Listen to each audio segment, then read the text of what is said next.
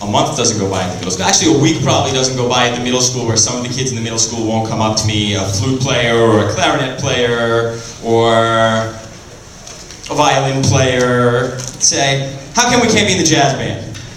And I'll have the discussion with them that any instrument can play jazz, and there have been great violin jazz players, there have been great everything you can imagine playing jazz, but a traditional big band is laid out like this, usually. 5 saxophones, 4 trombones, 4 or 5 trumpets, and a rhythm section.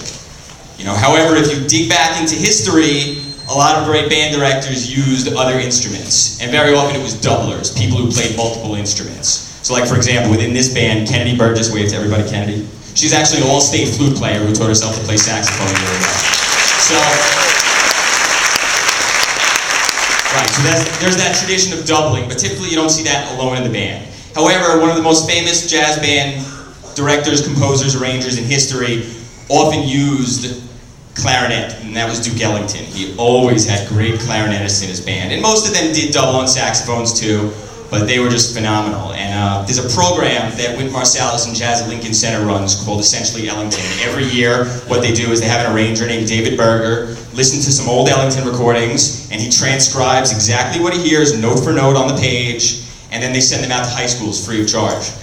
And these arrangements are hard. They are the actual Ellington arrangements, note for note. And of course, sometimes you look at them and you go, wow, we can't play this. Sometimes you look at them and you go, maybe we can get this one through.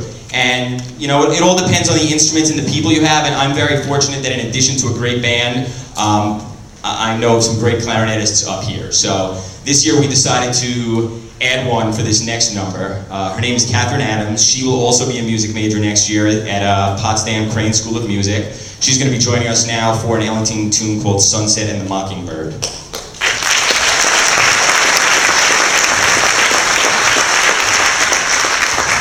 Which has a great backstory. It's part of a piece called the Queen's Suite.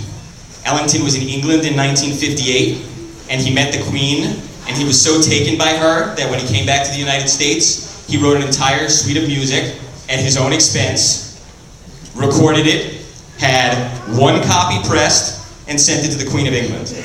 And that was it. Paid every musician out of his own pocket, and everyone always said he should release it, and he said no. And it wasn't actually released until he passed away.